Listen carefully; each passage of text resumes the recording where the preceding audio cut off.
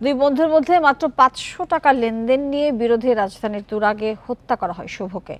আর দক্ষিণখানে 13 বছরের কিশোরীকে প্রেমের ফাঁদে ফেলে দলবদ্ধ ধর্ষণের পর হত্যা করে তারই বন্ধুরা।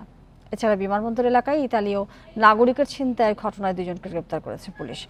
সকালের সংবাদ সম্মেলনে এইসব তথ্য জানিয়েছে ডিএমপি।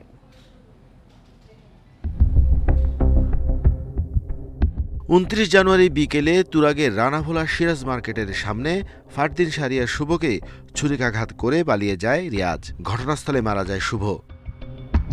পুলিশ বলছে শুভর কাছ থেকে 500 টাকা ধার নিয়েছিল আসামি রিয়াজ। টাকা ফেরত দেওয়ার নিয়ে আগেও কয়েকবার কথা কাটাকাটি হয় তাদের।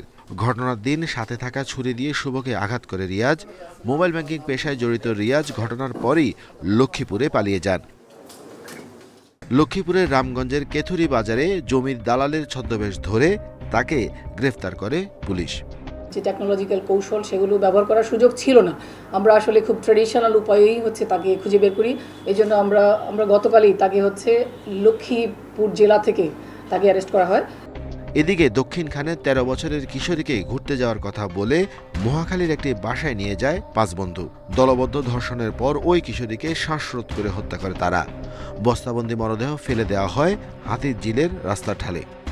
এটাকে একটা ট্র্যাপে ফেলে ভিকটিমকে, এবং তাকে আলভি নামে একজন সাসপেক্টের কথা এখানে বলা হয়েছে। আলভির বাসায় তাকে নিয়ে আসার পর তারা এখানে তাকে রেপ করে এবং মুখে কাপড় গুজে, এবং এর ফলে সে তার শ্বাস বন্ধ হয়ে সে ওখানে মৃত্যুবরণ করে। অন্যদিকে বিমানবন্দর থেকে চুক্তিতে মোটরসাইকেলে ওঠেন ইতালিয়ান নাগরিক তানিয়া মোহাম্মদ শেখ নূর। পথে তার সাথে থাকা সবকিছু কেড়ে নেয় ছিনতাইকারীরা। এই ঘটনায় দুজনকে গ্রেফতার করেছে police. Arafatur Rahman, independent news, Dhaka.